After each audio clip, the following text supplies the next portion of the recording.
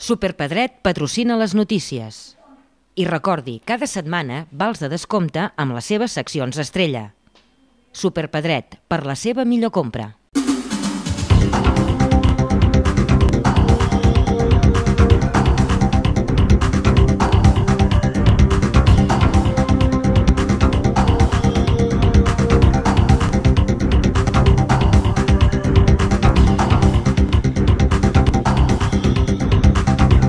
Les bases per accedir als habitatges de la plaça Primer Comte de Fígols de Sant Jordi de Cercs, que fins ara havien de ser per als joves, es modificaran de manera que tothom hi pugui accedir.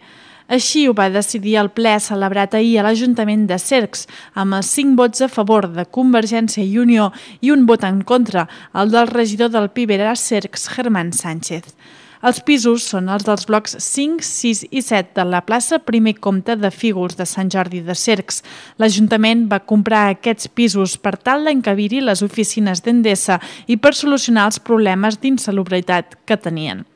Fins ara, als pisos només hi podien accedir els joves, però segons l'Ajuntament de Cercs, la difícil situació del mercat immobiliari, sumat al baix nivell adquisitiu dels joves, obliga l'Ajuntament a obrir les bases per tal que tothom hi pugui accedir. Segons el regidor del PIBERA Cercs, Germán Sánchez, l'Ajuntament no ha de ser cap promotor immobiliari i acusa el govern municipal d'haver fet en el seu moment un favor a Endesa i d'haver estat una mentida més de la campanya política.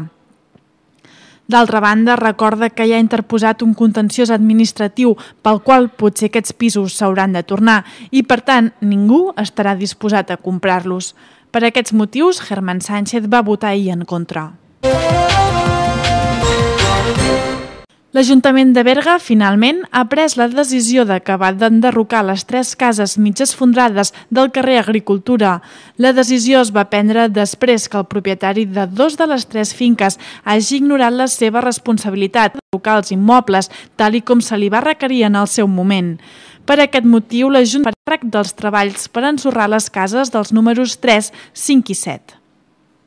La decisió va ser presa durant el darrer ple celebrat a l'Ajuntament de la ciutat, després que el regidor de la CUP, Nacho Romero, hagi reclamat una urgència davant del perill que suposen aquests immobles per als vianants, ja que a mitjans del mes passat una de les façanes va començar a ensorrar-se de nou. Les despeses que els propietaris d'aquests immobles no quedaran inscrites al registre mercantil. D'aquesta forma, quan algú vulgui comprar o fer alguna altra actuació en aquests edificis, s'haurà de fer càrrec en primer lloc del total d'aquestes despeses. Els camions cisternes portats pels Mossos d'Esquadra ja van començar ahir a la tarda a subministrar carburant a les benzineres de la comarca. La primera ha estat la de l'Avinguda del Canal de Berga, que va rebre els primers camions carregats de carburant.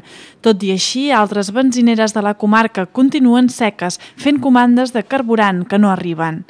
És el carrer del carrer Fura Express de Berga, al passeig de la Pau, que no té cap subsistència de gasoil i només els queda gasolina. De fet, aquest ha estat el cas de la majoria de les gasolineres del Berguedà, que abans de l'arribada dels camions cisternes veien obligades a baixar. D'altra banda, als supermercats de la zona ja es comença a notar la manca de productes frescos, com la fruita o els productes làctics. Malgrat tot, el govern de la Generalitat va garantir ahir que la ciutadania no patirà manca de subministrament de productes bàsics, com el combustible, els aliments o els medicaments.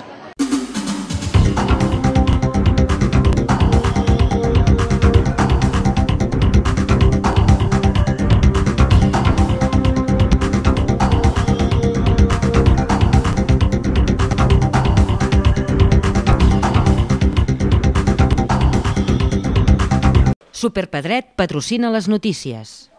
I recordi, cada setmana vals de descompte amb les seves seccions estrella. Superpedret, per la seva millor compra.